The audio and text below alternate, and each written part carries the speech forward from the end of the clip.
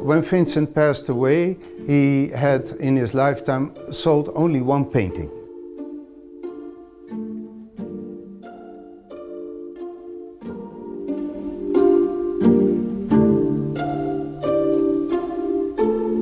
That baby is my grandfather. When I stayed with grandfathers, I was surrounded by paintings. The paintings that were not hanging as decoration in the rooms were stored in a walk-in closet next to the bedroom. Grandfather's dream was to share his collection with everyone forever. The state of the Netherlands built the Van Gogh Museum, where we are here now, and promised to run the museum forever. My job is amazing. We have lots of young visitors, people from all over the place. People always want to know more about the artist, about Van Gogh and the other things that we're doing. I would invite everyone to come to the museum because with the biggest collection of Van Gogh in the world, we can tell the story from the beginning to the end. Thanks to Theo, my great-grandfather, there's an artist called Vincent van Gogh, because Theo supported Vincent. And when you come into the first rooms, you see him painting very much in his Dutch style, quite dark, informed by the Hague school painters and the old masters.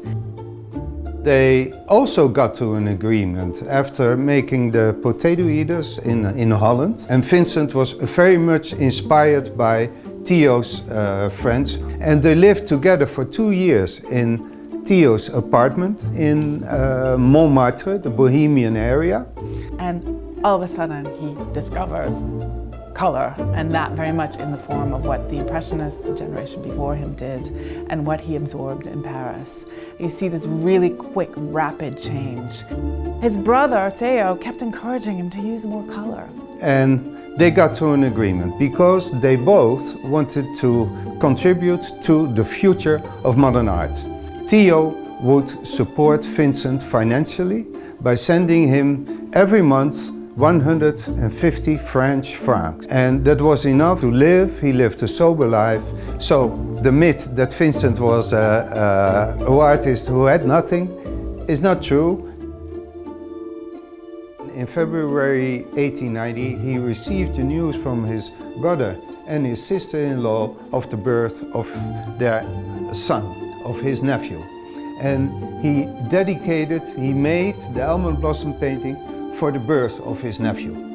And I love it so much because it's about blossom. Blossoms are a symbol of a new beginning.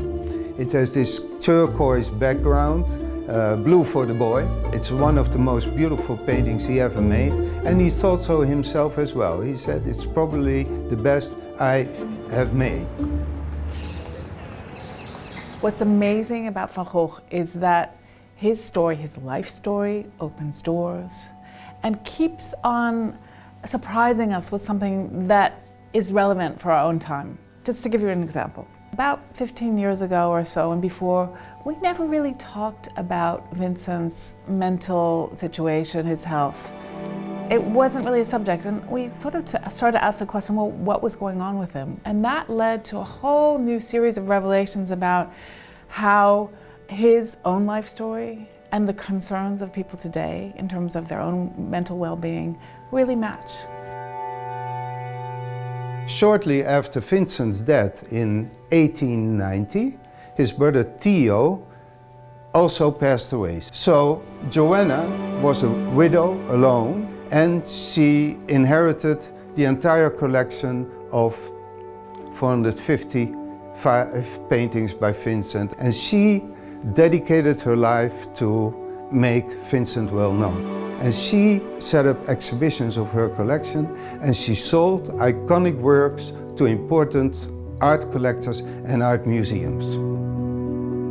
One of the great things about working here is that we still acquire for the collection. Now that might surprise people. You might think, well, you've got the biggest collection of Van Gogh, what do you need? Well, we obviously do have a lookout for works by Van Gogh that we're missing, but let's not forget that we have a very considerable collection of works by Van Gogh's contemporaries. They were collected initially by Theo, and we expand on that, so we made some great acquisitions in that area. Vincent and Theo wrote many letters to each other. And after the death of her husband, Joanna started reading the letters out of nostalgia, and she noticed that they were of huge importance to art history. So, as a professor said, it's a document without parallel in art history, because there's no artist we know so much with regard to becoming an artist. This kind of a project lets you rethink how you look at Vincent. The same is true for our upcoming exhibition about Matthew Wong. There are a lot of parallels in their life stories. Both artists were autodidacts, they taught themselves. They were influenced by a broad range of other artists. They looked a lot. In Wong's case, Van Gogh was one of his main points of inspiration, so that makes a nice link to us. So you start to see how one little drop or one part of Vincent's story can really make a link to a much broader selection of artists and themes. You hang something, you offer a new perspective on it, a new conversation about it, and it comes to life. So we shouldn't, I think, as museums, be afraid of doing that. You need to do it in a responsible and measured way, engage with people, make sure you're open. But it does make the collection and everything you do come to life.